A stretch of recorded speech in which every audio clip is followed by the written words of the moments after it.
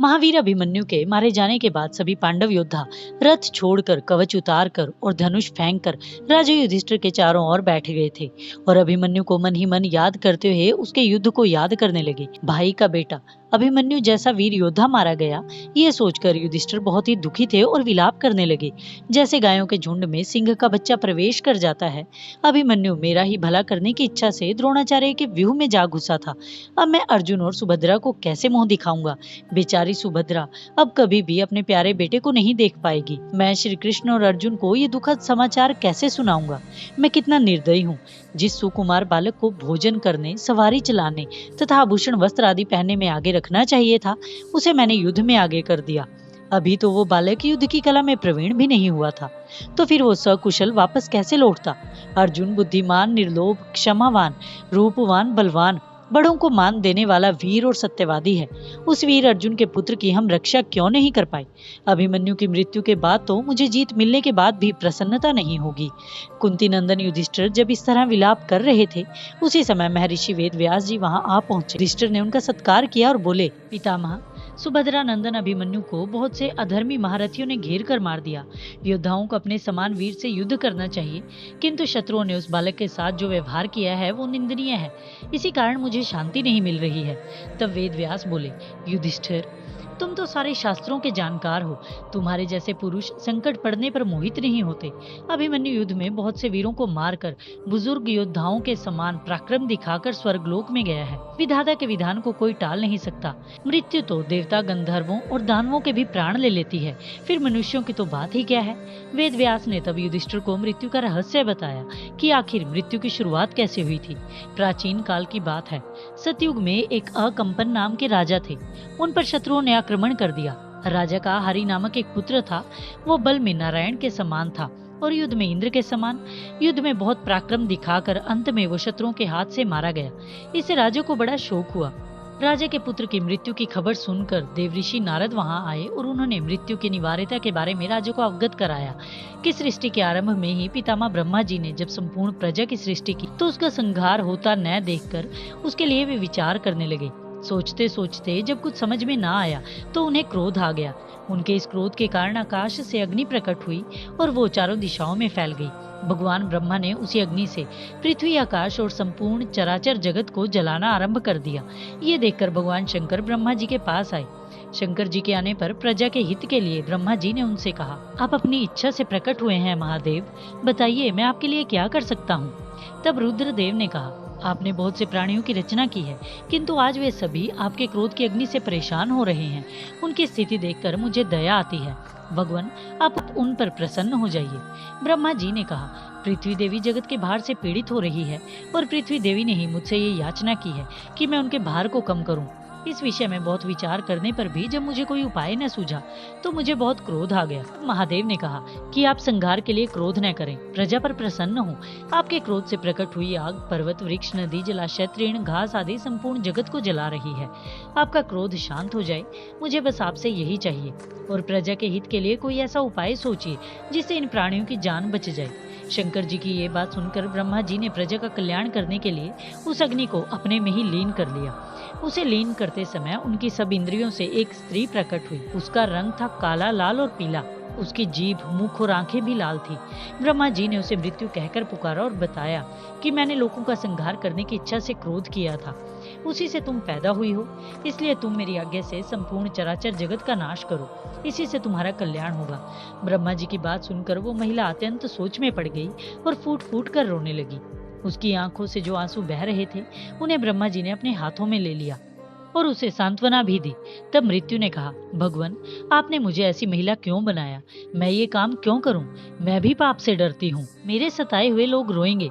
उन दुखियों के आंसुओं से मुझे बड़ा भय हो रहा है, इसलिए मैं आपकी शरण में आई हूँ।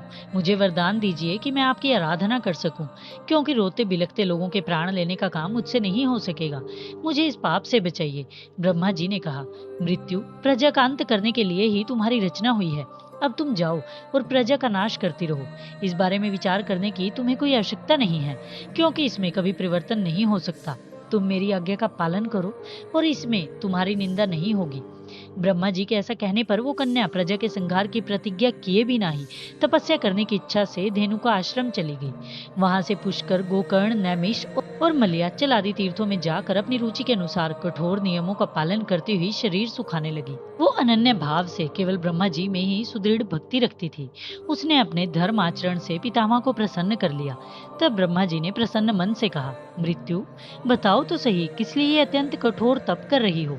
मृत्यु बोली, प्रभु, मैं आपसे यही वर चाहती हूँ कि प्रजा का नाश न करूं। मुझे अधर्म से बड़ा भय हो रहा है, इसलिए तपस्या में लगी हूँ। भगवान, मुझ भयभीत अबला को आप अभय दान दे।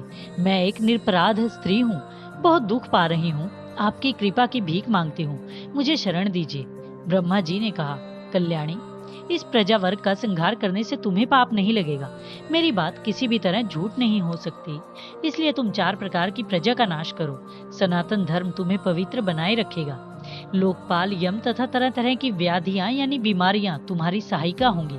फिर देवता लोग तथा मैं सभी तुम्हें वरदान देंगे।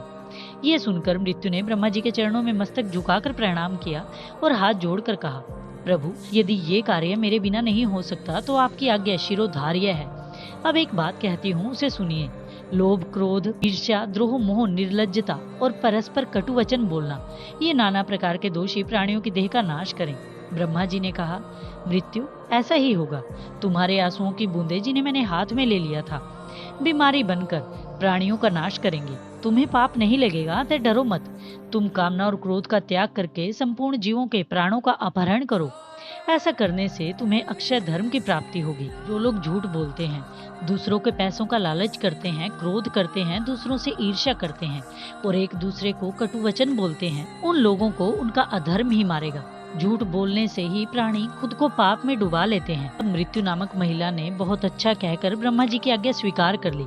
तब से काम और क्रोध को त्याग कर अनासक्त भाव से वो प्राणियों का अंतिम समय होने पर उनके प्राणों को हर लेती है। बीमारी की वजह से ही अंत काल आने पर सभी प्राणियों की मृत्यु हो जाती है। इसलिए राजन, तुम व्यर्थ शोक न करो। मरने के पश्चात सभी प्राणी परलोक में जाते हैं और वहां से इंद्रियों तथा वृत्तियों के साथ ही यहाँ लौट आते हैं। देवता भी परलोक में अपने कर्मों का भोग करके फिर इस मर्त्य लोक में जन्म लेते हैं। इसलिए तुम्हें अपने पुत्र के लिए शोक नहीं करना चाहिए। वो वीरों को प्राप्त होने योग्य रमणीय लोकों में पहुंचकर वहां स्वर्गीय आनंद का उपभोग कर रहा है। ब्रह्मा जी ने मृत्यु को प्रजा का संहार करने के लिए स्वयं ही उत्पन्न किया है, अतः वो समय आने पर सबका संहार करती ही है। ये जानकर धीर पुरुष मरे हुए प्राणियों के लिए शोक नहीं करते। ये सारी सृष्टि विधाता की बनाई हुई है, इसलिए वो अपनी इच्छा के अनुसार ही प्राणियों का नाश भी करते हैं। इसलिए तुम अपने मरे हुए पुत्र का शोक शीघ्र ही त्याग दो।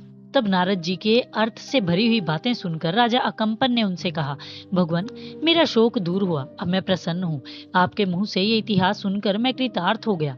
आपको प्रणाम है। राजा की ऐसी संतोषपूर्ण वाणी सुनकर देवऋषि नारद जी तुरंत नंदन वन को चले गए। इसलिए तुम भी अब राजा अकंपन की तरह अपने पुत्र की मृत्यु का शोक न करो। महारथी अभिमन्यु युद्ध में धनुष, तलवार, गदा और शक्ति से प्रहार करता हुआ मृत्यु को प्राप्त हुआ है।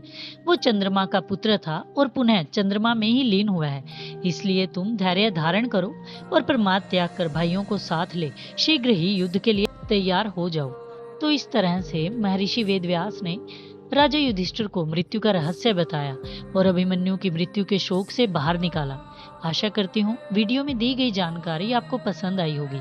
अपना कीमती समय देने के लिए धन्यवाद। हरे कृष्ण।